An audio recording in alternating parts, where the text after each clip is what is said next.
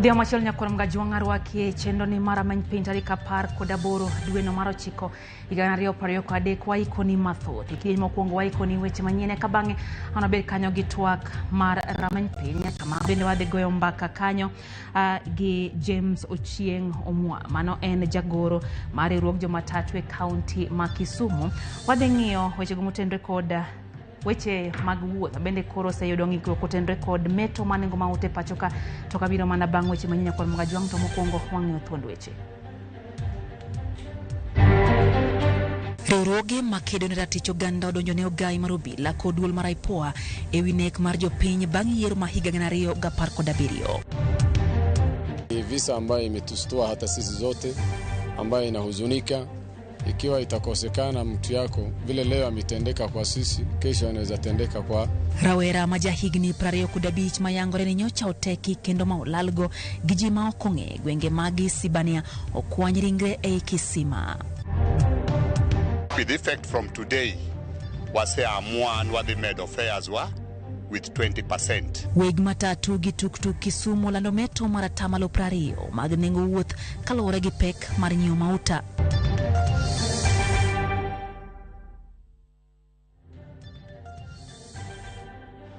Machiegni nyakwar mga jwang' e chendo mar rameny piny be thuolo mar miyo wapachi lai marote machuo kari 3-6 nono ka bende wantiere mbui Facebook live, YouTube live duto warwake pachi odhiambo makawuono e chendo ni mar rameny piny.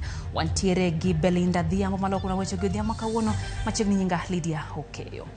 Riwruoge makedo ne ratich oganda omako bura e doho ka koro gidwaro mondo mitelo mochung' ne rango tije obila IPOA kod ogai mar obila Jafet Kome oyanga kama nonro matudo obila kod nek jopiny tok yiero mar 2017 nochope.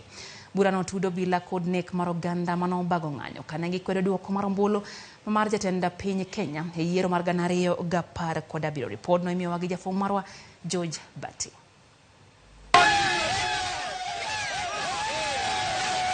Ndalo manok bang' urbedo ewi kaka obila osebedo karakore kod oganda jo Kenya ahinya kotenore kod ng'anyo mabedo tok yiero.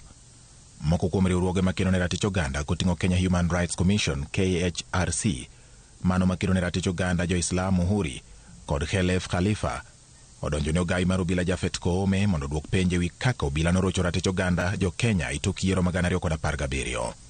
Kopogore kod Koome, jokedo ne ratich oganda go bende odonjone telo mochung' ne keto nyong'ong' e tij obila IPOA kod Attorney General ka joma onywandi mondo winj burano machiegni oting'o gai mar jomin buche DPP, duol mochung' ne rito ratich oganda e pacho ka KNCHR kaachiel kod riwruok mar lakteche kod jolony e weche mag chike imlu. Riwruoge go koni kaluwore kod kaka ne obila olwar kuom jong'anyo gi runge, iro malungo pi wang', bugi mag pi ma ilo del kod bunde magikoni ne okelo tho mar jopiny mane nyiso ng'ur margi ewi duoko mar ombuch jatend piny. Onge duoko mochomo yo magiseyudo bang' chwalo ng'ur margi mondo tim nonro mong'ith ewi timbe mag obila mane omonjo jopiny Kibera, Madhare, Babadogo, Dandora, Korogocho, Kariobangi kod Kawangware kind gwenge mamoko mane ng'anyo timore. Riwruoge go koni ne gidwaro mondo non ng'ur ni obila ne ogoyo jopiny kendo IPOA ne winjo mak bura ni obila mane oyud kod ketho. Bad migawo mar obila ne winjo bed ni tiyo machiegni kod IPOA koting'o golo bok mag obila ma itudo kod njore ne jopiny. Bende ne gidwaro ni mondo riembi e tich kata chiw kum ne obila moyud gi ketho. Ka bende ne gidwaro ni jatend piny mondo mi owuog oko mar kwedo kaka obila ne goyo oganda imbo mar Kenya. Jatend piny bende ne winjo bed ni chuogo duol mochung' kar kende mar nono kaka obila ne orakore kod jong'anyo ka od bura ne gidwaro ni mondo mi onon kaka ne obila orocho ratich oganda kendo osund sirikal mondo mi otim nonro mong'ith ewi kaka obila norodho jopiny mane ng'anyo Nairobi kod imbo mar Kenya e kind dwaro mamoko. Khalifa koni kata bang' ni ndiko ne IPOA tarik 24 dwe mar 1 mar higani mondo gichiw ler ewi nonro magisetimo ewi monj mane obila otimo ne jopiny tok yiero ma 2017. IPOA ne ok ochiwo duoko nyaka tarik 12 dwe mar 4 mar higani kendo wacho ni gin ne ginono mana ng'ur 15 kende ma ok 33 mane gichwalo. Ka bende IPOA ne ok onyiso gima omiyo gijwang'o buche 18 mag nek manunjo bed ni gitimo e nonro. Khalifa bende ne ondiko ne ogai mar obila Jafet Koome tarik 26 dwe mar 6 mar higani kod wang'eyo ka bende buche 18 matudo obila kod nek mar jopiny ne inono. To mana kaka IPOA, Koome ne oling' nyaka tarik 15 dwe mar 8 mar higani kapok ochiwo duoko moro amora, ka e duoko mare ne onyiso Khalifa mondo mi odog ir IPOA. Ma en wach mar riwruoge go koni nyiso malong'o ni IPOA kod ogai mar obila badhore ne yango kit nonro ma osetim ne obila ma itudo kod nek mar jopiny tok yiero ma 2017. Gikoni kaluwore kod badhruok ma kamano, koro gidwaro mondo doho ogol chik ne IPOA kod ogai mar obila Jafeth Koome mondo chiw lipot mayango kaka nonro osetim mondo jopiny manoyudo midhiero koting'o mano wito jogi kod mane oyudo hinyruok oyud ratiro margi. George Bati, Ramogi TV. Manen jatend Mungiki Maina Njenga gikone towe thuolo tieno mane piny orugogo kawuono kowuok e lwet ji ma wacho ni nyocha otieke kata oteke chieng' ngeso. Njenga bende nochopo e doho ma Makadara kamano bagie bura matude kod bedo gi gige lweny tok chik. Walter Nyambaga miyo waler. Bang' familia mar Maina Njenga golo ywak kendo chiko serikal mondo yang kama entiere boseche maromo 12, jatend Mungiki machon Maina Njenga nyoyudore ka en owuon nyojwang'e gweng' ma Banana e kaunti ma Kiambu utino ma piny orugodo kawuono. Kwa sababu tuliposhikwa hatukupelekwa police station, tulifungwa vizuri sana uso, gari ikaenda kama masaa mawili, alafu ikachenjiwa zingine, tunachenjiwa kama umefungwa tu. Mimi niliachiliwa nikapelekwa nikafungwa nikaletwa mpaka hapo Banana, nikaachwa hapo, alafu nikapewa fare ngiri 2 ili niende nyumbani. Sasa nianza kutafuta dudhi.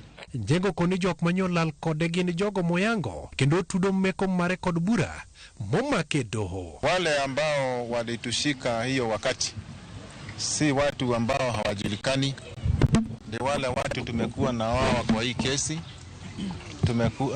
tunawajua, tunafahamu vizuri, na maswali ni yale ya kesi tu. Jatend Mungiki machono ne ochopo e nyim doho ma Makadara ewi bura ma omake ewi bedo kod gige lweny mager e kaka bede 14, pelni maromo 24, arunge 46 kod ludhe mag jembe maromo 3. What is honorable in being hooded? Because it is only criminals who hood themselves. So that is the question that we call for answers. Suffice to say that no one should be treated or subjected to inhuman and degrading treatment. And if at the end of the day it is demonstrated that there was such treatment and it impacted on the due process and the trial, this trial, then it will you will know that it will definitely count. Jamini buche ne okwedo weche mane okindi Njenga Ndegwa Njiru opedhe nyim jang'ado buche Tito Gesora koko ne wach teko Maina Njenga en owuonyo winjo mana kokale ute mag fwambo. Njenga bende dwani mondo miyo ng'we yamo mage to kod mano mar jating' ndai mare. Concerning the properties that are being held by police or any other body, an appropriate formal application backed by affidavit should be filed. Otherwise, the position of the court is that the court can only deal with exhibits that have already been presented before it in the formal way. Njenga bende okwayo mondo doho miye barua matamo bila make kako ni bogo ngima mare wichung mare mar siasa. Mtu kama hana uhuru kwake nyumbani, akitembea maisha yake haiko sawa, kila wakati ni kufuatwa, kuulizwa maneno wa kesi iko kwa koti. Sasa hiyo haifai hata kidogo. Na ukimgusa bure, umeguza watu wake wote.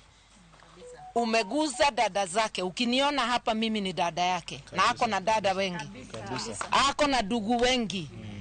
Ako na wazazi pia.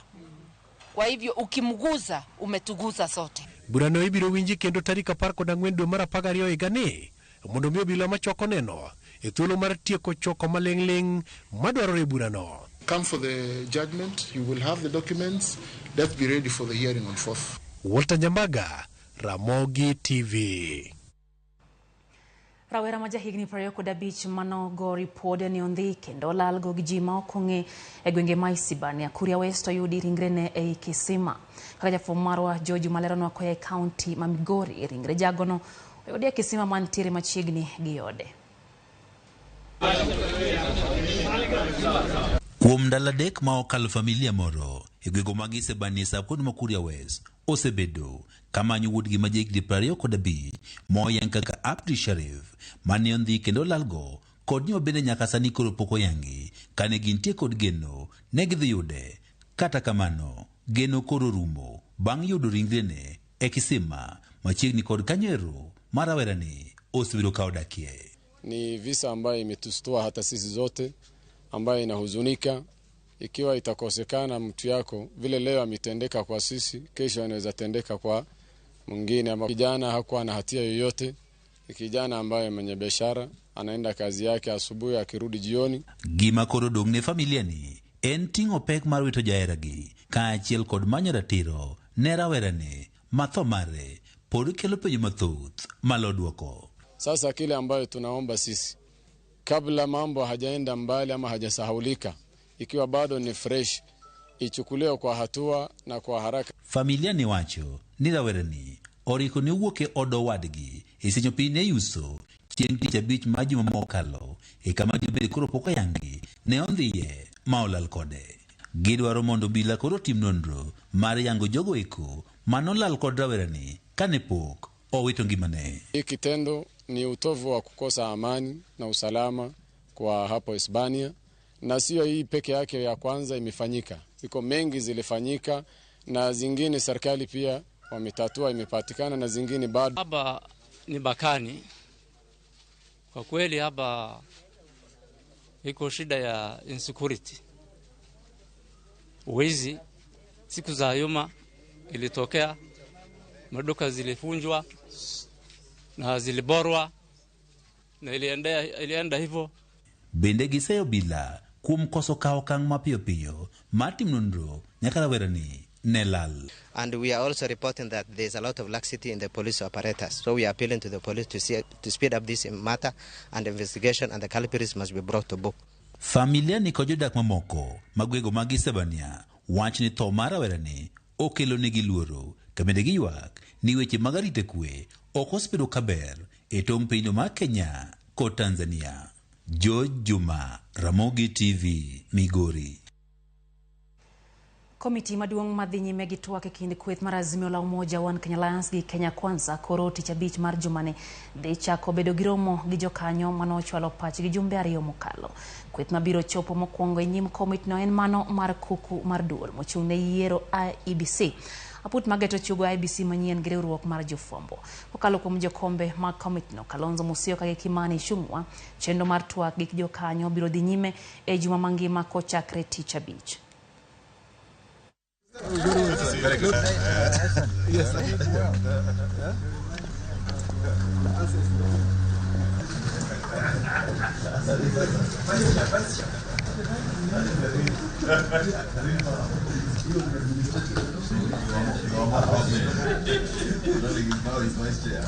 This Friday, 22nd of September, we shall be engaging with identified stakeholders, beginning with those who have already submitted their memoranda to be able to appear before this dialogue committee to give an exposition of their memoranda briefly, and we shall allocate each of the invited teams a maximum of 20 minutes to be able to give us an exposition of their memoranda. I will be dealing with this important matter of interim measures, which are also key. And they are confidence-building measures. And for example, the difficult issue of the high cost of living, we will deal with it as an interim measure. How do we look at it? So that, again, I know that there will be probably memoranda that we presented, that these are some of the issues on our side, for example, and we know that Kenya Kwanza have their list of interim measures. Rawere alufe gi alufe ne ochopo e kambi mar obila mar GSU ma Embakasi e kaunti ma Nairobi e chenro mandiko e tij lweny rawere mano oseyudo tiegruok e kar tiego rawere ma National Youth Service. Kata kamano, kwan mamalo mar rawere mano ochopo e kambi ma Embakasi no omako dhog ganda nono kanyiso chal mar onge mag tije e pacho ka. En tipo ma osebedo kaluorore mbui odiochieng' ma kawuono. Inyalo galo ni ma en chokruok moro kata romo magalamoro mar siasa. Magi gin rawere mano ochopo e kambi mar obila mar GSU ma Embakasi e kaunti ma Nairobi mondo mendik gi e tij lweny bang' lendo mano ochiw gi migawo mar lweny ma pacho ka Kenya Defence Forces. Lendo no ne geto rawere mosedo tiegruok ka National Youth Service. Kata kamano, migao mar lweny Kenya Defence Forces oyango ni chenro no noyo rawere mohewo 7,000 ka thothgi gin rawere mapok nonyono kar tiegruok ma National Youth Service. Mabiro bang' migao mar lweny ma pacho ka tawo chenro ma ndiko rawere tij lweny, chenro manotim chakre tarik 28 dwe mar 8 nyaka tarik 8 dwe mar 9 higani, chenro manotim e counties bura ma pacho ka. There is an age bracket. Today I'm looking forward between 18 and 26 years. Once you pass that stage, then you will check your documents to see your documents whether they are genuine and they are clear and you meet all the requirements as per the qualification. After that stage, you move to the next step whereby you'll be subjected to preliminary medical checkups. After preliminary medical checkups, for men, they'll be subjected to 5-kilometer run. Kwan rawerego manochopo manyo tij lweny no en ranyisi mar onge mag tije ma pacho ka, wach makoro medo nyuolo paro bura ahinya to bang' tend Kenya Kwanza singo loso thuolo mag tije ne rawere e thurka. Riwruoge makedo ne ratiro mag jochiw thieth e kaunti ma Homa Bay obwogo mar dhi e ng'any e thuolo mar jumbe 2 mabiro kaponi sirikand kaunti no rem keto e tim winjruok kata ogirimiti mane gikete kokgi gi gavana ma kaunti no Gladys Wanga mane geto bero ngima jochiw thieth matiyo e kaunti no. Riwruogego ma oting'o mago makelo ratiro mag nurses, Kenya National Union of Nurses, riwruok makelo ratiro mag jochiw thieth matiyo e lab kod jochiw thieth mamoko kata clinical officers wacho ni sirikand kaunti no pok okete tim winjruoge duto mane gikete kokgi gi Governor Gladys Wanga. Ne wasign charter. Number 1 charter no ne wacho ni promotions, confirmations and designation mag members need the team with immediate effect. To nyaka sani koro higa achiel osekalo. Wan kaka jothieth mag Homa Bay, wan gi okumba mar thieth lakini ok okonywa sama watuo. Dweche 6 mosekalo osara ma jothieth ma Homa Bay kata mna wach ni kata jomoko mopogore gi jothieth biro kosekalo tarik 10 nyiso ni gikawo chandruok mar jotich kanono. To gima timore ma nyaka ging'e mokwongo en niya, jothieth ma Homa Bay kata jotich ma Homa Bay ok odak e ute mag county. Gidak e ute ji mag chuol ma pesa mag ute ji gidwaro gi bai tarik 2 ng'ato dwaro pesa ne. We give county government 2 weeks ultimatum to work on this. Failure to which we'll have no otherwise but to give them a strike notice, so that once they elapse of the said strike notice, we will have no otherwise but to down our tools. Migao mar thieth okoni luoro nitie mar medruok ne tuoche kare tuoche ma ikelo nikech pi ma ochido ahinya te kinde ma jolony kore weche mag lokruok chal kor lwasi osekoni piny Kenya dhi bedo kod koth mar El Nino. Mano yanko jagoro maonge yore migao mar thieth Mary Mudhoni mane lose bwa ma Naivasha kaka Judith Mondi leronwa. E kinde tiegruok mag jolony weche thieth e boma ma Naivasha, jagoro maonge yore migao mar thieth Mary Mudhoni ne okoni luoro nitie medruok mag tuoche ma ikelo kod pi ma ochido kaka nyaldiema e kinde mamoko e kinde El Nino ma jolony osekoni biro e pacho ka e kinde chak dwe mar 10 nyaka 12. We have El Nino coming right now. How prepared are we in our households? Because it's not just about the government, what the government is doing, it's also what the people are doing in their small circles, in their small areas of living. Therefore, we need to look out for those things that need to reduce the diseases that make us go to hospital more often. Mudhoni okoni kaka piny owacho gisechako timo ikruok ma otelo ne koth maduong' mar El Nino, mak mana ni jopiny be nyaka tim makor ka korgi mondo mi gires ngima ji ma kamoro nyalo yudo midhiero mag tuoche nikech pi ma ochido kaachiel kod pi ma bende nyalo darogi. Where we are detecting that there's going to be water logging, we clear it. If it is an issue of infrastructure, they are rectified right now, ensuring that the masses who live on areas where there's likely to be a lot of water logging, they move to higher grounds. Remember, we have already done polio vaccination, cholera vaccination, which the campaigns that we have been doing, and this has gone with sensitization on how to also prevent some of the waterborne diseases that are likely to come with El Nino. Jokor chal mar kor lwasi nyicha okoro ni koth mapek mar El Nino nyalo bedo e pacho kae chak dwe mar 10 nyaka 12. Counties ma opogore osebedo katimo ikruok ma otelo ne kodhno. Judith Omondi, Ramogi TV.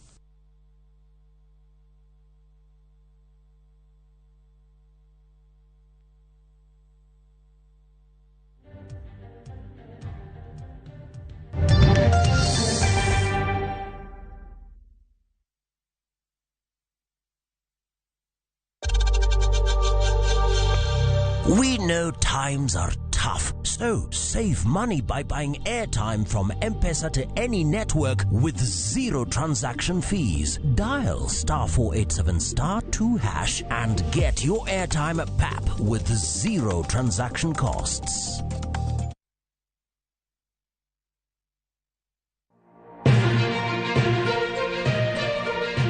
Weche manyien mamulo dhod chunyi maiye gin mago machiegni kodi. Weche thieth, anyuola, ohala to kata rita. Ka utuch to wan kode. Kotimore skunde e gweng'u ne wedeni kata osiepe magi duto wan go. Wan kae mar neno ni ng'eyo gima biro kendo bedo gi ikruok motegno. Onego ing'e gima timore e seche motimore mapiyo piyo to mae e kama iyude wechego.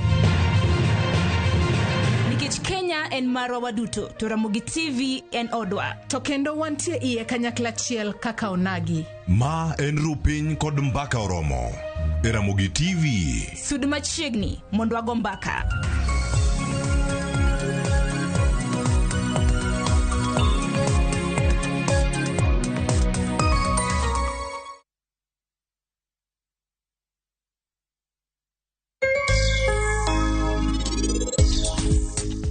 Aitna, aniluonga ni Masisa Tendera. An kende magologa wache dhoji wija. Loswa. Omini nego jaudi. Loswa. Okidwa loso.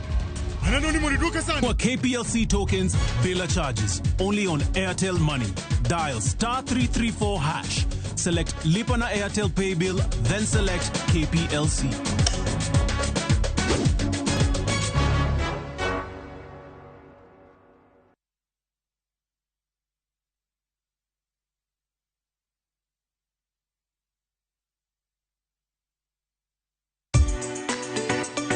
Ik milimili mar dhogi ne wuodh kid chiemo mopogore. Chenro ka chenro dhialo mit chiemo. Chiemo gi nyadhi mopogore. Rabuon ni apidha iluongo ni suramaya.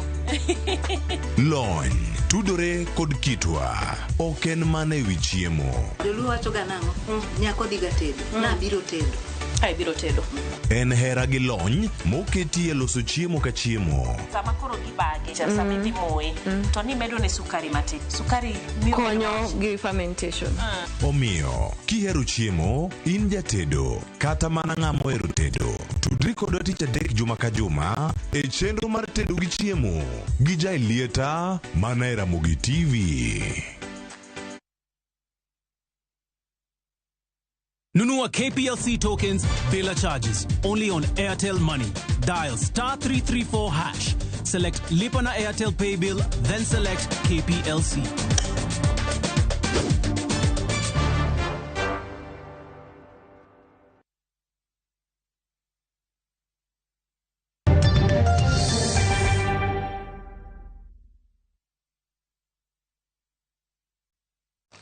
Machiegni kendo nyakoro mga jwang'ero kamano kuom medo kete mana kera Ramogi TV wadhi mbele gi mi weche manyien.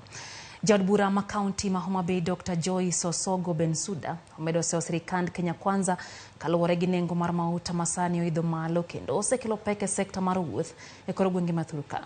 Bensuda wacho ni jatend piny Kenya William Ruto odagi chiko ite ne ng'ur ma oganda jo Kenya nego kaluwore gi nengo mar ngima masani nitiere malo. Okoni sirikal onego keto kenge makare mag manyo yore ma inyalo gago nengo mar modhi e piny Kenya. Noloso Kisui kar chung od bura ma Suba North e kaunti ma Homa Bay e kinde mano ochiwo ne jo apiko kar tipo margi ma oger gi omenda mar ngaf. Chieng mari anyini chwadore ko sok chwadore. Kanaria. Konyo chung kombe ginyalo penjo na maduong' ne sirikal. Ka wadwaro ni wan pok wayudo tije mwamiyo joma tindo mondo ti. Ang'amo no wa mondo wa regulate wach fuel ni mondo mikoro kata kapok wayudo ne industries moko mano tho mag niang' kam wadwoko pur mang'eny e kor gweng' mondo nyithindwa gi oti mafuta maging'iewo gi pesa gini. Ang'amo no wa mondo mi wane kaka wadwoke piny kik wadwoke hadha ma nyithindo gi kaka tionge. Omiyo gik mang'eny kethore ne weg ohala, like jok magolo rech koni katero kocha iyudo ka kelo tich matek ne jo ohala machalo kamano. Abro kwayo sirikal ni ginego jo Kenya. Omiyo akwayo sirikal ni agenda mane giwacho ni ka gitieko chamo muma koketo piny ni tap to ngima mar piny ngima mar jopiny bro dhi maber. Kora fail to understand ni bottom up ni en bottom up no ulo nang'o. Achiel kuom janeno wacho ni chal ni muma pod ni malo pok odwok muma piny.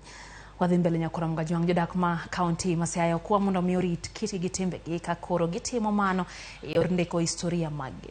Jatend migawo mar limbe tuke kod kido e kaunti ma Siaya Angelina Oduor kane puodho buk mar Kanyibuop clan na gwenge magim.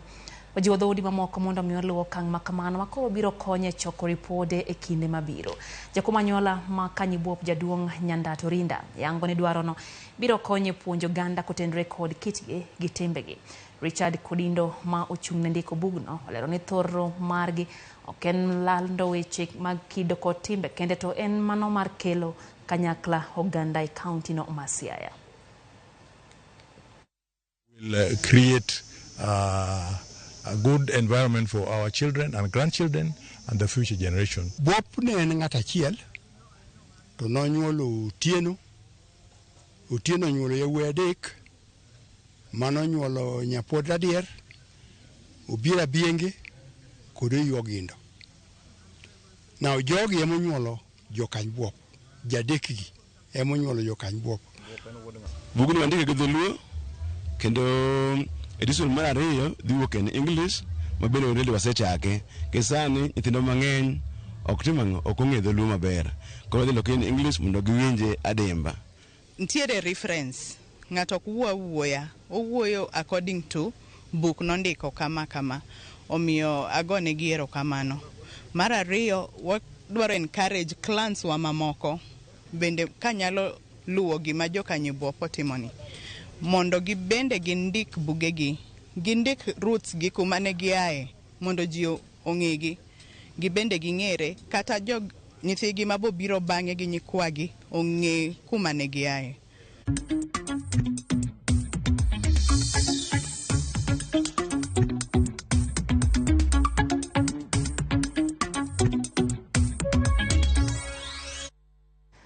Weche mag ohala nyakoram gajwang' tenda weg matatu e boma ma Kisumu kod jowadgi mag tuktuk omedo nengo wuoth gi 20% kaluwore gi meto mar nengo mauta kaka yorno mar jolo sekta mar wuoth.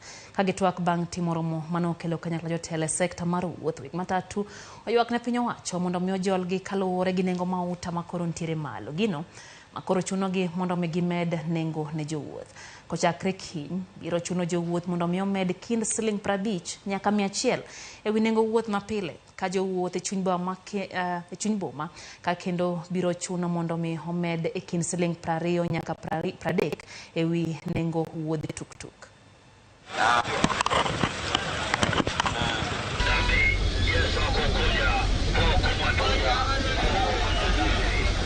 With effect from today, wase amua what they made of fares were with 20%.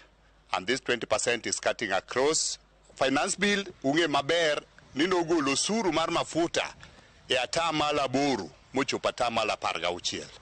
Mano kende oromo affect nengo mar mafuta, mose affect mucho poka mucho peni. Omewa wakwayo ni jowa bende manwa yiero mani offices mopogore opogore, kaka the area MPs, udhi e bunge, mondo ung'iye ni jopiny inyore machal nade, gik mimedo left and right gi, gin gik munyalo discuss mondo ung'e ni to chopo kanye. Modwok piny mondo jowa oyud kaka nyalo tiyogo maber. Wan kaka Kisumu waonge choice, but bro chuno ni mondo wadhi gi kaka sirikal dwaro kendo kaka sirikal osekete. Stage ka stage wamedo siling 10, ok odwani mondo ahiny customers ahinya. Koro ka idhi Rabuor wakawo ni 60, kidhi Nyamasaria to wakawo ni 40, kidhi Nyalenda wakawo 40.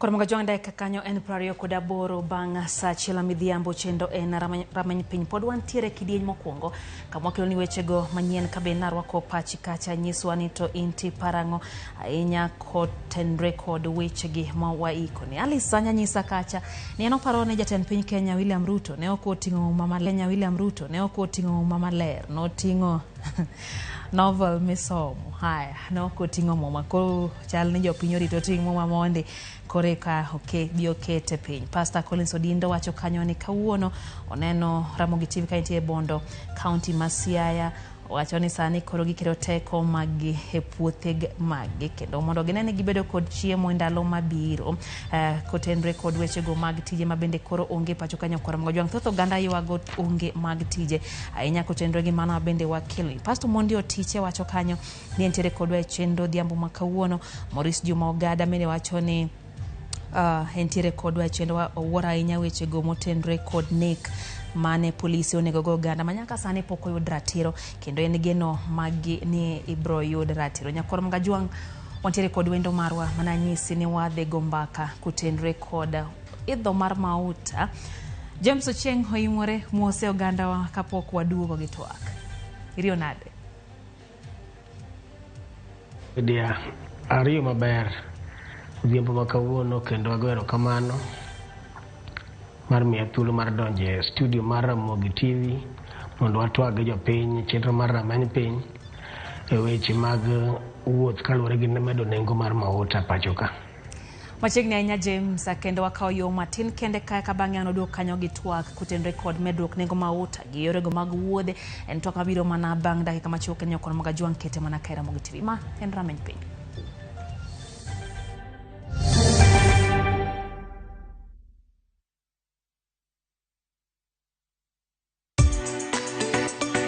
Ik milimili mar dhogi ne wuodh kid chiemo mopogore. Chenro ka chenro dhialo mit chiemo. Chiemo gi nyadhi mopogore. Rabuon ni apidha iluongo ni surambaya. Lony tudore kod kitwa. Ok en mana ewi chiemo. Joluo wacho ga nang'o? Nyako dhiga tedo. Nabiro tedo. Biro tedo. En hera gi lony moketi e loso chiemo ka chiemo. Sama koro gibage, sama idhi moye, to ni medo ne sukari matin. Sukari miyo konyo gi fermentation. Omiyo, kihero chiemo, in jatedo, kata mana ng'ama ohero tedo. Tudri kodwa tich adek juma ka juma e chenro mar tedo gi chiemo gi Jailieta mana e Ramogi TV. Kulipa ni free na Equity. Simply use your Equity mobile app. Dial *247#. Use your Equity line or Eva chatbot to pay for free in over 900,000 merchants countrywide. It's simple. Go to your Equity line, log on to Equity mobile app, use Eva chatbot or dial *247#. Select pay for goods and services and input the merchant's one Equity till number to pay for free. Karibu member.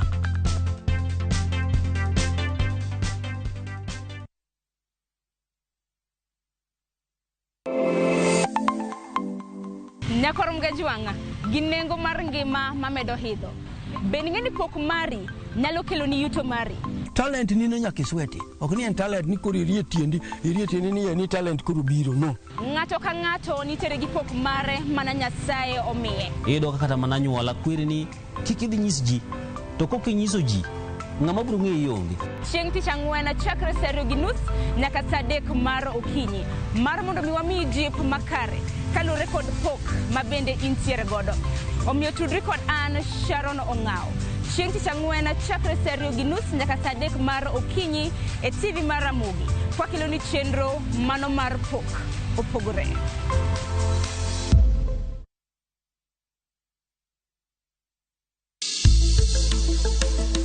Riwri kodwa kiny. Dr. Harun Palo mar Equity Afya Kondele biro riwore kodwa ka opuonjowa e ng'eyo matut kuom tuo mar autism. Mana e penj laktar. Saa 12 mar odhiambo. Kik bayi.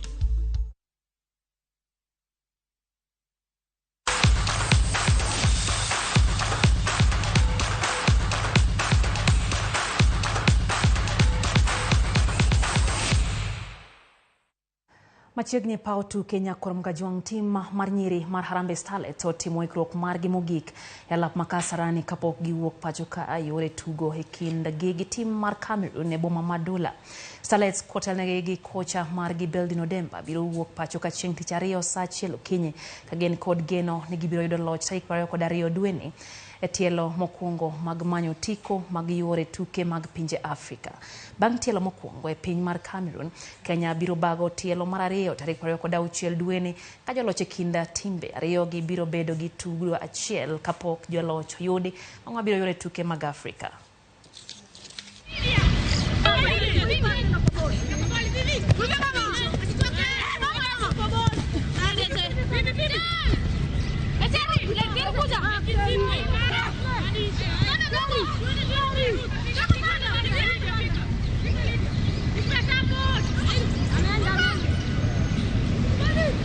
Operation itakuwa sawa. Juu nilikuwa natamani pia kurepresent nchi yangu.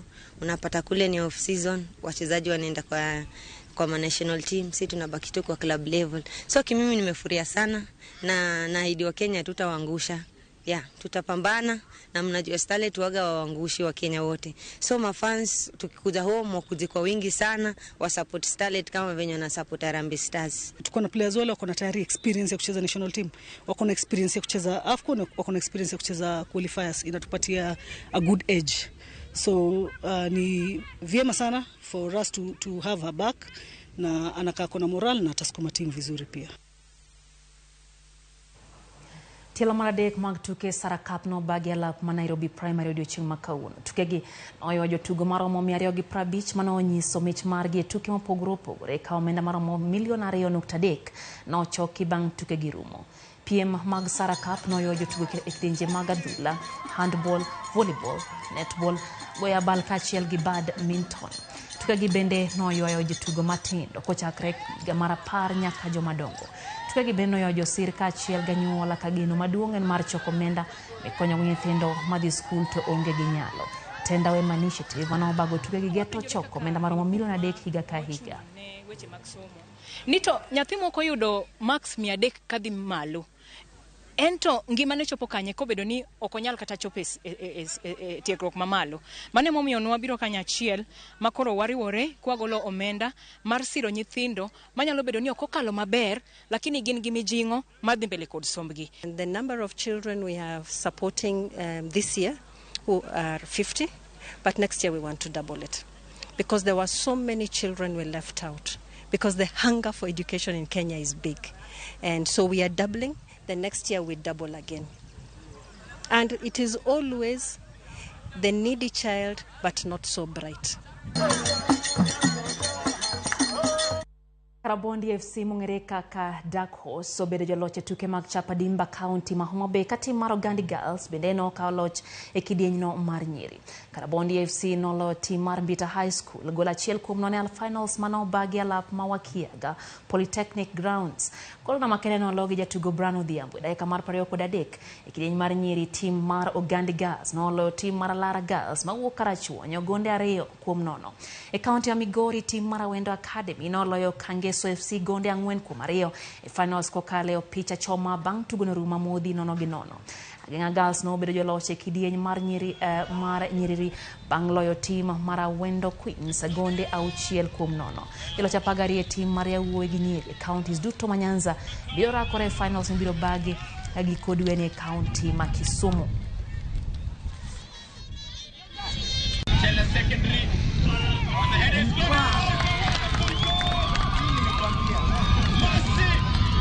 Sisi kama washindi kutoka Ogande Girls tunashukuru Mungu na Chapadimba vile mleleta talent zetu, tutoe talent zetu ionekane.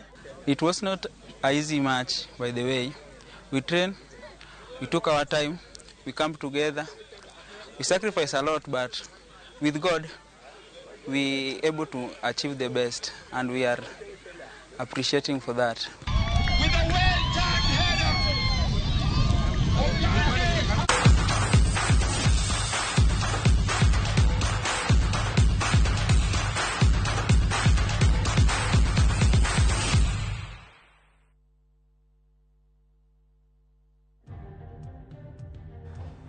Kwa mgajuang entuluna bende wa yuo kendo kada kama kapok kwa yue Ochieng Peter Nyakwaromino wachoka nyoni piny Kenya ogik kama tek mapok no aneno nyaka ne wachak goyo kura e pachuka.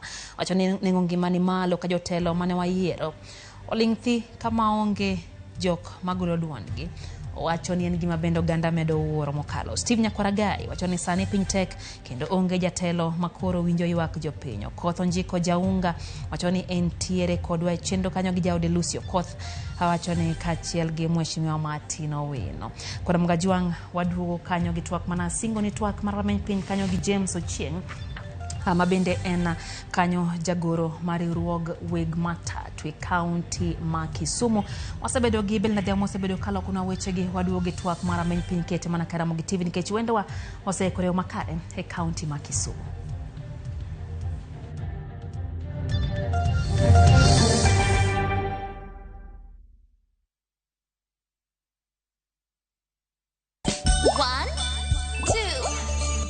Let your kids enjoy some ABC's shapes, colors, and numbers through a fun-filled animated songs and stories in Baby Hazel Nursery Rhymes. 1, 2, 3, 4, 5. Johnny, Johnny. Yes, Papa. Eating sugar. No, Papa. They get to learn how to sing, to count, and many more lessons to learn. The horn on the bus goes beep, beep, beep, beep, beep, beep. Find all this excitement and awesomeness of Baby Hazel only on Viusasa. Dial *487 *1# or visit viusasa.com to renew your subscription.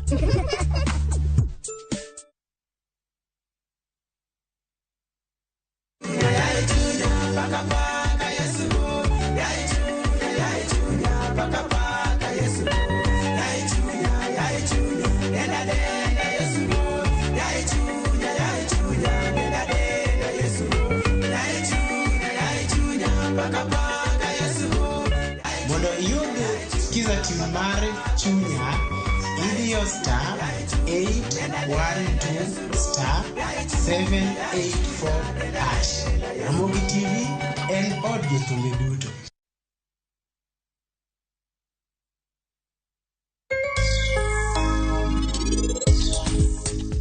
Wachna, aniluonga ni Masisa Tendara. An kende magolo ga wache dhoji wija. Loswa.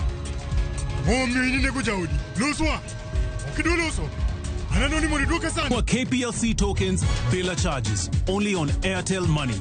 Dial *334#. Select Lipana Airtel Pay Bill, then select KPLC.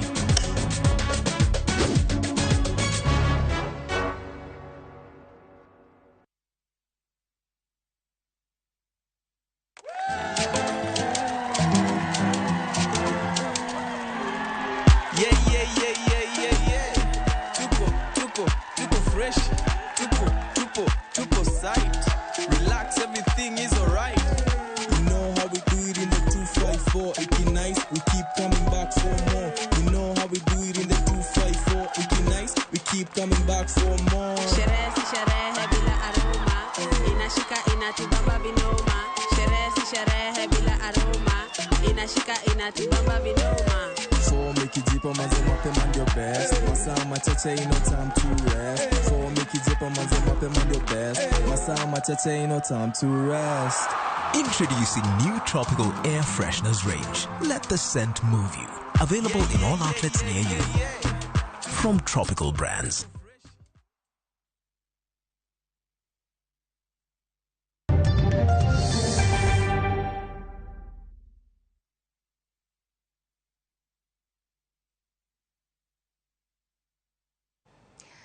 Nyakura Mgajuang machiegni hekidiny marariyo mar chendowa mar meny piny na singo ni kacha ne wadhi twak e wechego mag wuodhe anyako tenre kod bech mauta bende osemedi juma mokalo wadwa ng'iyo midhiero mabende weg matatu kadhe kaka ge neno ni midhiero gi gimanyo yore mag nyaloso go ka bende ok ginyanya jopiny mabende ywago pek mar wuoth.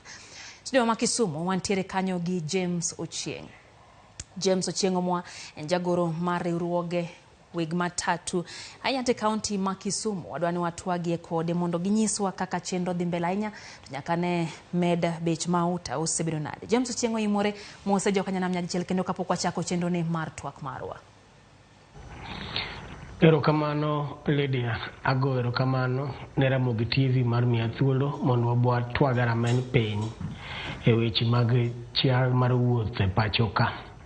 To kapok adonje chuny twak to yiena mondo ago erokamano ne Royal Media Services kuom paro Kisumu ka onyokelonwa nyasi mar Ramogi at 20 birthday manyolich ahinya manyo oganda wa nyochame rumba nyochame ajawa. Kata lweta pod na manyaka sani batang'eyo na biro chango kendo nyo ukonyo kaka jomatatu kanyo wating'o ji kwa gole chuny boma kwatero mambo leo dhi kod duogo ma wagonu erokamano kendo wakwayo ni kinde ka kinde birthday itimo ga kaka higa obu parwa next year buchako kendo birthday machielo. Okaw kamano tada wach ni e twak mawan go kawuono ni en twak mogwedhi kod jakom marwa mar Kisumu County Migosi Charles Omondi Obuya awabedo e bura kawuono gi committee mochung' ne weg matatu Kisumu County kendo weche madhi wacho Ramogi TV ka gin weche ma committee marwa mar MOA opodho kendo ng'eyo duto. Erokamano. Erokamano James, ayie ni nomielore adieri kendo abro ng'iana na ka bende nyachak duognu ngolo kende birthday manyien. Erokamano kuom loso thuolo njoka joma be gi Migori bende wago wach mar ternegi e ngolo. Aya, omany piny James. Joma manyien nomed bech mauta e pacho kato kapok wadonje ahinya mago mag mauta nyiswa ni tang'o mathoro kelo medruok mar bech wuoth ponono nitiere weche manyalo kelo medruok mar bech kopogore gi wach mar mauta. James, kapok wadonje wach mar mauta mondo mi watimo ohala mar matatu nitie gik mang'eny ma ichajowa kaluwore kod dwaro mar mondo waket arita maber e barabara. Migawo mochung' ne tayo wuoth pacho ka iluongo ni National Transport and Safety Authority gine ma giketo kange gi gik monego watim mondo mi yiene matatu donje ndara.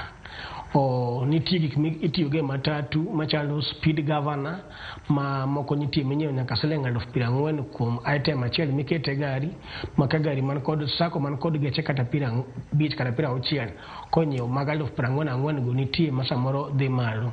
Wan kod gik machalo tolls ma county ka county chajowa to iyudo ka counties moko chajowa kata kuonde 5 e county achiel iyudo ka sub county oketnwa nengo mag toll stations midwaro ni mondo mi wachule kwati kod ndara kata parking mag sub counties go. Wan kod weche machalo spare parts ma itiyoge matatu tielo oil gik machalo kamago. Wan kod weche machalo insurance manyaka matatu bedgo ma samoro nengo ne bende jadhiga malo kinde ka kinde to samoro ji bende kawo ga action mare. Wan kod weche machalo taxes ma waluongo ni advance tax ma be nyiche no mednwa kanyitimo finance bill manyo biro ni chone wachulo ga siling 70 kuom kom ka kom dwe ka dwe kuom higa achiel nyo chore from siling 70 to siling 100 kuom kom ka kom mondo wachulo advance tax no bende. Magi gin gik moko duto makawaringo to yudo miyo wa thuolo mar determining ni kidwa tiyo gi matatu tibro loso pesa machalo nade mondo eka wang'e ni wanyalo chajo jowuoth e yo machalo nade. Chal mar jowuoth bende nyalo miyo wa los kit nengo mwadwa tiyogo. Nitie seche moko miyudo ka jowuoth giwuok side achiel kaka seche moko kata ma olor skul kata yaw skul ka nyithindo dok e skul tiyudo ka one way ema ji nitie to the other way to ji onge. Ndalo mag Christmas iyudo ka joma wuok e town kadok dala ng'eny to joma wuok dala kaduogo town to onge kabisa. Koro samoro mago interfere ga gi prices mondo mi iyud kaka inyalo recover fuel midwa go rural kiduogo go urban areas. Magi gin gik moko duto ma kawariwo to kelonwa kaka wanyalo chajo jowuoth e barabara. Erokamano James, kakoro donje wechego mag mauta ahinya chakre ne med nengo mar mauta e pacho kaka ma bende wasaneno ka jowuoth chako ywak. Nyiswa ni to ere kaka ung'eyo kang' munyalo med nengo mar wuoth anyako tudre kod medruok e nengo mar mauta mondo mi kik bed ni nitiere alwora moro samoro ok omede ahinya mainyo jopiny ka jomoko to bende omede mana matin. To ere kaka uneno ni ok ogik kama koro weg matatu hinye jowuoth James? Lydia, erokamano. Nyaka ne ket migawo mar Energy Petroleum Regulatory Authority ma en EPRA gisebedo ka girango nengo mar mauta every tarika tarika 14 middle of the month gichoro ga bei. Sani nyomed bei mar mauta sana mar diesel Kisumo ka giseleng 21 gutongla achiel. To kwa med bei dwe ka dwe samo med bei mar mauta.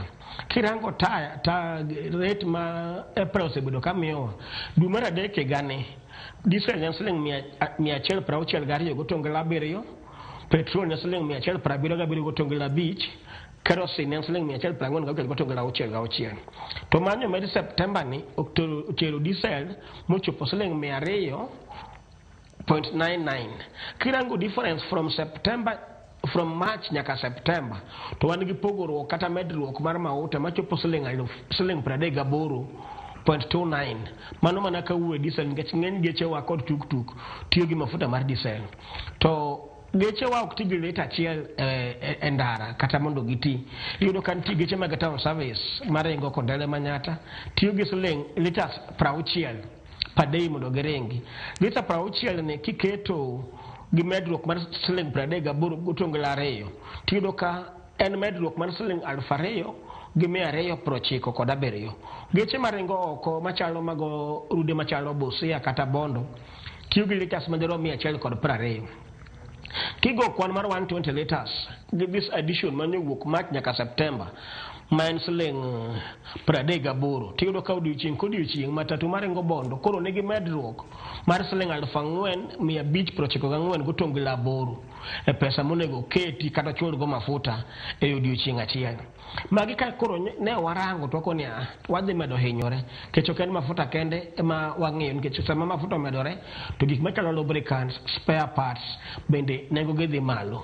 Koro ne wawinjore kaluwore gi duol mar jatendwa maduong' rais mar riwruok mag matatu miluongo ni Albert Karakacha bende osegolo duonde Nairobi ni wuoyo kodwa mondo waket nengo kik wahinyre ahinya to waket nengo gi atamalo 20 kuom jowuoth.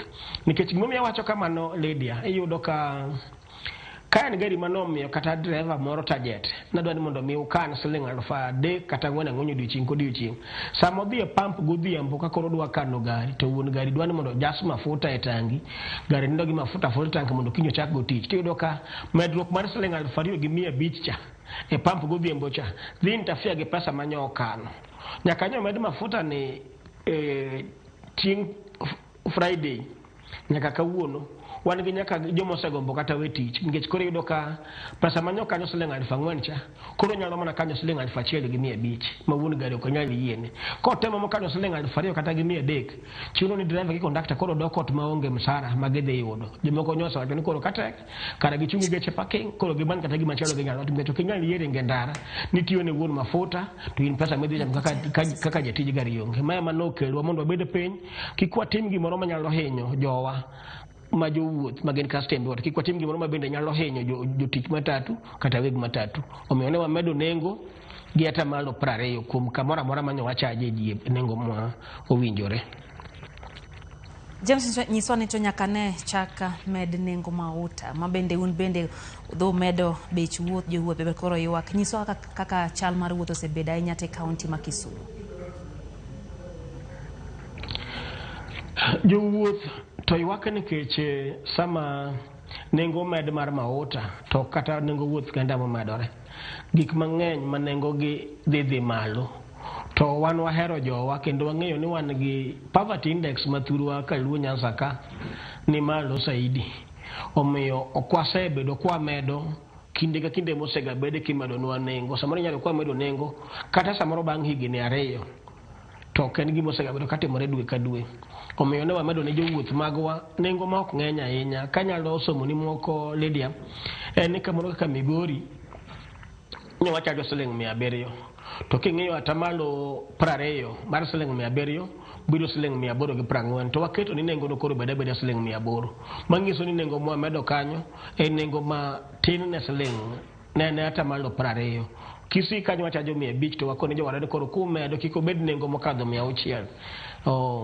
gi bombe moko machalo kamano bondo kanyo wachajo siling 300 to wawinjore mondo wachore to atama to siling 350 nyiso ni dwa tigi atamalo 20 do bedo 360 to watiyo gi 350 nyiso ni wabende wang'eyo kata mana geche ma wawuoye gi wan ma jowa idho mtokni go wan bende mo idho mtokni koro kwanyal keto gimoro mondo wahinyi go jowuoth ahinya to gikone ni won kaka weg matatu to wawinjo matek kendo wahinyore malich ahinya. To James Ponono ni oganda ochako duoko piny kit wuoth ma gibedo godo. Ere kaka udhi timo mondo mi uneni un bende udong' e tiju uneno ni samoro inyamed be kaka umedo samoro ok ong'eny ahinya tiyudo ka kwan mar joma wuotho koro dok piny to umbe nyakudo uneni udok e otigi moro nyaki ng'ato wuok okinyi driver gi conductor kaka iwacho cha nyaka wuoyi kendo godhiambo ka nitiere gimoro e lwetgi. Ere kaka udhi na un bende pod ubedo kod yuto James? Wach miwacho ne mosegabedo ka chando ahinya Lydia. Ikawo nengo iketo ni migori wabiro chajo siling 800 kuom jawuoth ka jawuoth. Ng'eny jowuoth koro oketo ni gibiro mana dhi e wuoth mochuno. Kan tiyo wuoth mochuno achuna kabisa eko biro tiyo gi pesa no nikech samoro ko tiyo gi 800 no to kogo kwan mar mondo dhi oduogi en 1,600 samoro kama dhi acha dhi kawo kendo piki mabe dhi medo bei.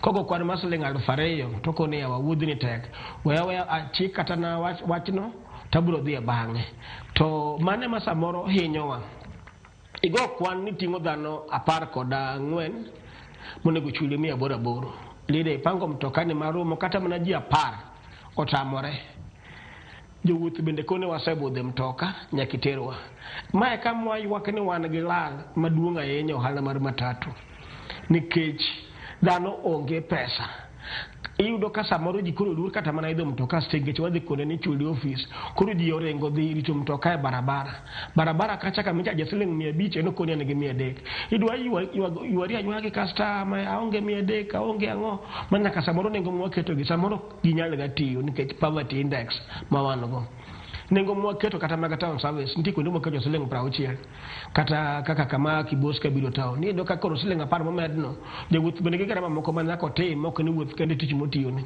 obro amua ni koro kate tada wuotho mana gi tienda kadhi kondale kata kadhi town makene jowuoth koro idho mtoka to mana ka koro koth chwe ma mtoka okonyal wuotho gi tienda e barabara koro yudo ko idho mtoka mana sama koth chwe nyiso ni pod wadhi bedo gi wang' mang'eny kata lal mathoth mtokni ringo nono e ndara ka onge jowuoth mopong'o gi ma osebedo ka hinyowa kinde ka kinde ma samoro kata nengo mwaketo gi samoro ok gibed ga implemented kech godhiambo bende wadwa ni mondo conductor okaw pesa miwuon mtoka en mondo yud msache samoro chopo ma wakaw nyaka half price kech ji onge gi pesa. Erokamano James, un bende we aduogi iru kaka weg matatu samoro yudo ka uting'o mukao sambaza uketo kanyo e chunye kacha chacha yudo kama gigamba samoro keto ngima oganda kamarach samoro en yudo kantie anya ndalo mag sikuku yudo ko oganda thoro bedo kod wuodhe modhuro ahinya te counties wa oganda wuok dok pach yudo ka samoro keto modhi uket nyaka sambaza kacha bentio kenge mukao kaka weg matatu in jagoro margi kenge mage mukao mana ne jowuoth bende obedo kod ngima makare kata ok odonje masiche mago magapaya. Watemo mondo waparne jowa weche mag usalama barabarani kendo watiyo machiegni ahinya gi enforcement officers. Tarik 17 dwe mar 9 nyo wan gi romo maduong' ma nyo negotalia kod waziri mar wuoth e Kisumu ka Migosi Salmon Orimba nyo e Nairobi nyo chief officer mare nyo wan kod jata tije mag traffic area Manyanza Migosi Alan Mwangi gi base commanders duto ma Kisumu County nyo wan kod manager mar NTSA mar region ma Kisumu ka Madam Caroline Sankai manyo wabedo piny manyo waloso kako onego beni wakonyore kinde ka kinde mondo mi weche manyalo kelo chochni mar wuoth e barabara odog piny kendo ka ichiko iti kata mana Ramogi TV tiyudo ka nitie kata medruok e wik manyo okadho ni magajali matemore barabara to wasiko kwa kwayo jowa kinde ka kinde kendo watemo puonjogi ni kata tek manade to watema mondo waluw chenro ma onego tige ndara kik wabed gi speed mamalo manyalo mi wayuda jali nderni masano sani moko nitie mabedo temo losnwa mabeyo ni driver dwani mondo go trip mang'eny mondo eko yud pesa mathoth. Mano biro kelo atari mar ngimane gi ngima jowuoth moting'o. Watemo kwayo gi kinde ka kinde gi jowuoth bo watemo rando ne joma wuotho gi jo kwatimo campaign mar usalama barabarani kwa kone kik uyie mondo ketu e gari ma ji ofundore mang'eny nikech sama gari ofundore ji mang'eny koyudo hinyruok to kata insurance temo hepo nikech makosa osebet ni joma nie gari go nyobedo mang'eny. Koro watemo kwayo ga jowa to kod jowuoth magwa sana mawinje kata manene Ramogi TV sani ni ngima en mari, kik iwe ikete yo moro ma inyalo bet yor atari. Ka in e mtoka driver riembo matek, wakwayi ni mondo igol sauti kendo ikwer ni okwan misigo wan abiria to wan gi joma bende otegemewa, riembe gari speed mawinjore. Ka in e gari tikoni bede sambaza tichulo mtoka, wakwayi ni wacha ni mtokano ka osepong' to rit machielo mondo ibi. Wan gi jowuoth ma samoro iyudo ka ng'ato onego bed ni chopo e ofis mare saa 2 to wuok e ode saa 2 gi dakika 5. Koro iyudo ka oleo ma gima nyalo timo onge, oyie donjo mtoka mosepong' kata mochung' kata ogume mtokano. Wakwayo jowa ni wabijiru joma oluoro saa wuodhi chon, panga saa maber mibet e gari ka en comfortable ka ber itwe msip ma gari nyalo kata mana roll to ok inyal bedo gi hinyruok kata wito ngima. Mas kinde ka kinde watemo wuoyo gi jowa through SACCOs maggi mondo ginyis jotije mag SACCOs gi drivers kod conductors mondo tem luwo chike mag barabara, kik pesa riembowa mwawit ngima oganda wa endara. James aneno kachiel kuom joneno wa penji kacha ni to seche ma gigolo duondgi seche ma gintiere i gari no tadieri be ni malo to mi sambaza mondo mi koro ichul matin to mi sambazi bede to kata mano ka nitie jomogolo duondgi mar goyo koko tiyudo ka ilori gi thuon kata piny olili ka witi lori e kori winji network dwa chana matin to wadwa duoko janeno ni wan kaka jota tije mag wuoth pachoka wamedo mana kwayo jowa ni arita mari chakore kodi kendo ma momiyo kinde ka kinde wabete bura kaka jota tije mag matatu gi members magwa, kendo kinde ka kinde wabete bura gi joma rango usalama mag barabara mondo wang'i ni haki obetie. James chalni okiwinjo penjo nano maber.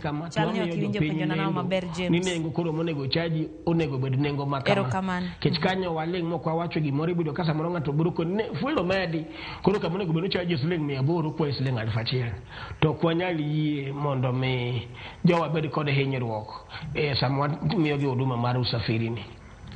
James nie penjo kanyo mar janeno ma penjo ni tang'o mutimo ne conductor kata gi weg kara joriemb nyamburko ma samoro kawo jawuoth lore korio nikech ogoyo koko kotenre kod timbe moko ma ok long'o ei matatu anyato mago motenre kod sama koro ubedo kod jowuoth modhuro kata ubedo kod jowuoth ma oheo gari mantiere no kanyamburko mantiere no tiyudo koket nyaka sambaza kata kamano gin weche mamoko ok yiego to golo duonde to driver kata mana makanga cha dhi to lore korio. En okenge mage mokaw ne weg matatu gi?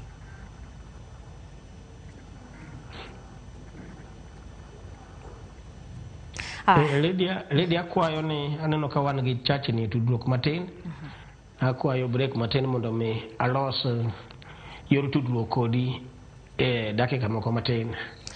Nyakura mgoja mano kanyo en James Ochieng Omwaka entiere county ma Kisumu en jagoro mar riwruoge mag weg matatu e county ma Kisumu. Watwa kotenre kod medruok mar mauta ma bende koro osekelo medruok mano mar nengo mag wuoth. Oganda osebedo ka ntiere kod pek kabenano ka ote oya kuom Okoth Onjiko Jaunga wacho kanyo ni kata bed ni wapenje penjo to bei to en mana macha okwane kabino dhi dok pinya koro chon nyaka wan bende wang'i gi bei makoro dhi malo, bei mar wuoth. Koro ambi waikre kaka oganda waywa soksi wa malo kendo waikre ne bei mano matek mano mar wuodhe e pacho ka. Eno Joshua Minatilo wacho ni entiere kodwa chenro ka entiere gwenge maru Tech Center kato lago jachuma ne nikachi wacho ni in wuod Kisumo Kogony entiere chenro kende wacho ni into iseng'iyo gi medruok mar nengo mano mar mauta. Lisho Cholo ne nikachi wacho ni into penjo ma in go en ni ang'o momiyo bech wuoth timedo kata gi siling 50. Apani James ka upenjo ni iduokane Elisha Ochola penjo kacha ni ntiere seche ma iyudo ko omed mauta gi siling 10 to kioidho gari timedo ni gi siling 50 bedo nade James?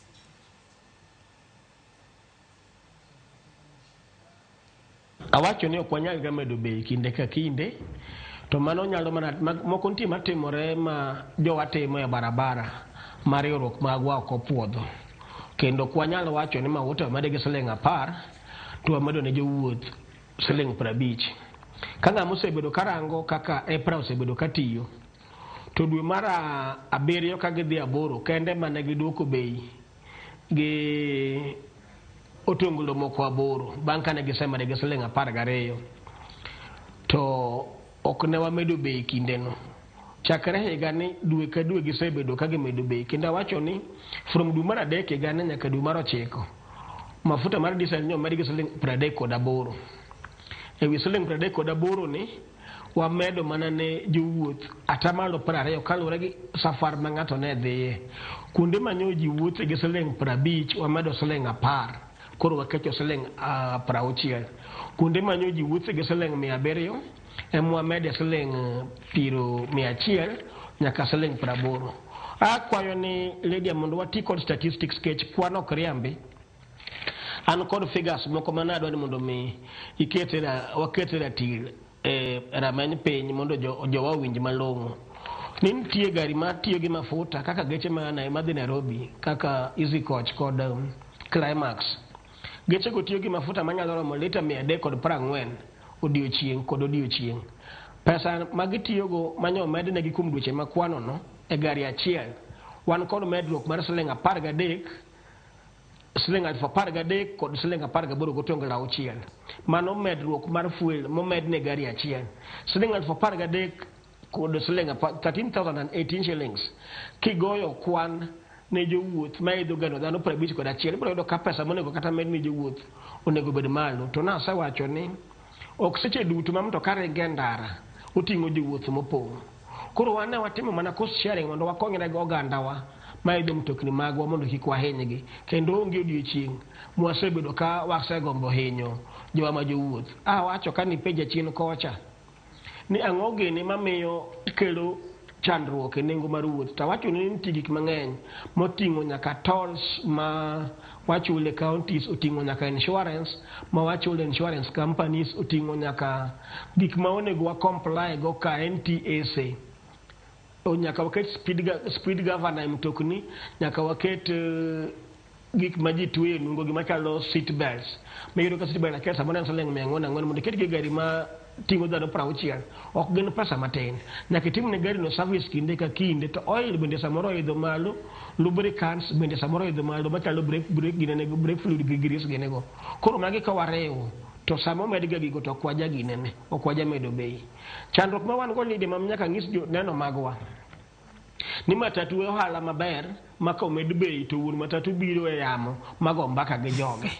Kidhi e supermarket idho kaka no med bech mafuta no tidhi ka sukari oidho, mkati oidho, jowa biro dhi nyiewo makata ga mibiro penjo nego mkati ma idho ne maonge usendiki ni fare kanyo price tag kanyo mane manyaka ichul. To matatu to wabiro mwalos gi jowa mwang'is gi ni kama medwa siling 20 kata siling 30 ni. Ero kamano. Iwacho ni wuon mkati usa ma ok openjo ok waluonge rameny piny.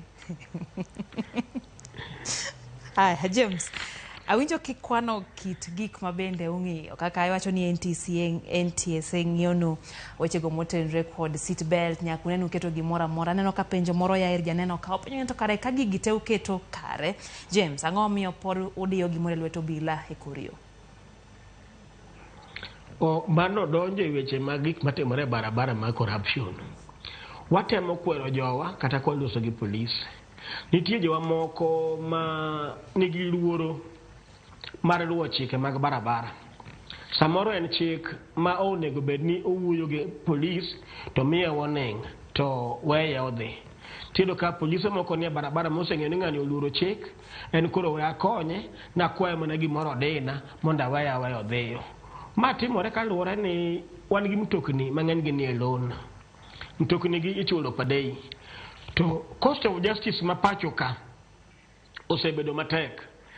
cases magwa mag traffic luongo ni police gin gik monego bed ni donjoni tiya liti wuokethe wasetemo loso gi judiciary nyaka gi NTSA makinde moko wan gi constant fines ma ji ong'eyo ni fine mar makosa makama en pesa makama kinde moko wakelo nyaka roadside courts mondo konywa kik birokrasi mang'eny mar tero ng'ato e court kawo kinde malach miyo fine inyalo goyi to bedo mayot tiyudo ka samoro jowa oluor ni komaki saa ariyo Lide inyalo bedo detained ang' chop kodi station los kodi file mari ma samoro kota ng'enya dhi sa 10 odhiambo koro ng'ato ywak ni awa koro gimang' ne mi aywara gi jogi ka jogi oyie kawo mata megi to ma watemo kwero jowa wamanyo haki ka iseloso gachi ma gimoro amora iketo ma ok aluor wache nyim eramany piny kani wan gi SACCOs mwang'eyo mang'eny mabe ok mi police pesa ma ose comply ringe ndara kidhi rudo marengo Kisumu Eldoret wan gi SACCO miluongo ni Kangaroo kod Glo Konza giting'o capacity gin gi kila kitu drepe gi compliant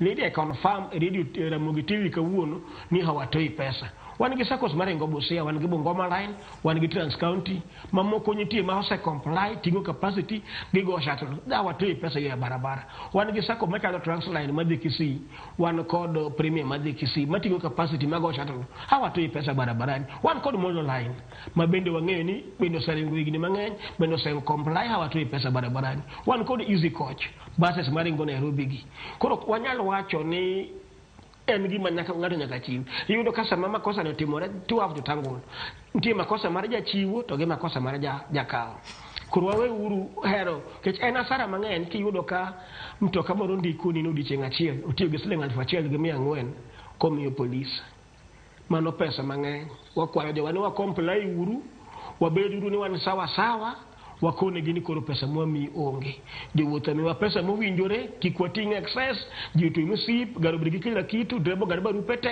kaki sani nyo wase nyaka wuyo gi NTSA mwatero gi e kot manyo se yienwa mondo driver obed gi bagi sani lady akodware kod no obed gi good conduct no se gole chik kuom both driver and conductor koro yudo barupe mag NTSA gi sani gin gik moko mayot ma ng'ato nyalo apply to bang' sama thin tinyal the cyber tip print makato gigo doka NTSA for approval wakwayo jo SACCOs ma waluru sheria mondo waketo hala ni obed mamit ma wuon gari nyalo winjo ohanda mtoka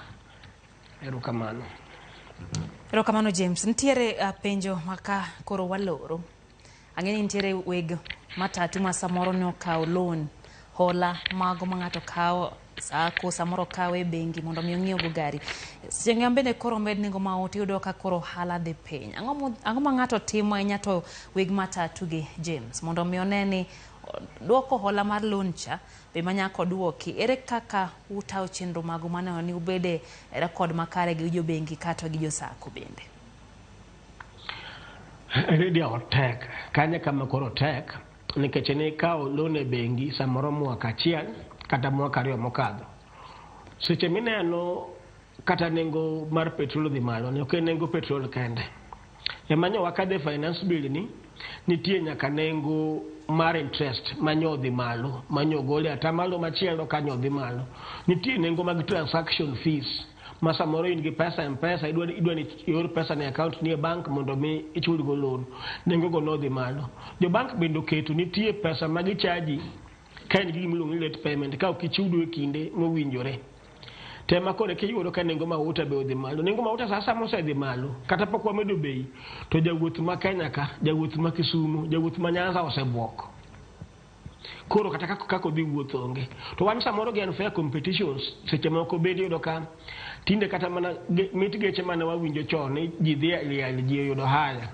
tinde geche manche no mi skunde gi okawo haya mag liete mag gwenge te onge jogweng miyudo ko okawo kata gamacha tatu moko kata reyo niting'o etero aliali kuma kama koro en gima tek ahinya ma weg geche waluongo pele jakomba luongo gi ni poor millionaires en ng'ama nigi mtoka mar milion 4 e dhot to mit milion ok winji pesa madonjo ne kuom dwe ok nyal rome chulo loan modong gi pesa manyalo chamo joma nene oko to kwado ne ng'acha degi mtoka to gima wuon mtoka no winje dende gi e pache tame kata kaka onyalo chiemo ma kelo wae kwayo mar serikal ni konywa uru e ohala mar matatu ka wahinyore nitie seche ma piny tek kama lidia yudo ka SACCOs kata ma kwado nika nyalo beche town moro kata mana for one week ka ok odhi tich wan gi sakos machalo Prestige, Safari, Luxury mane ngodhi Nairobi go.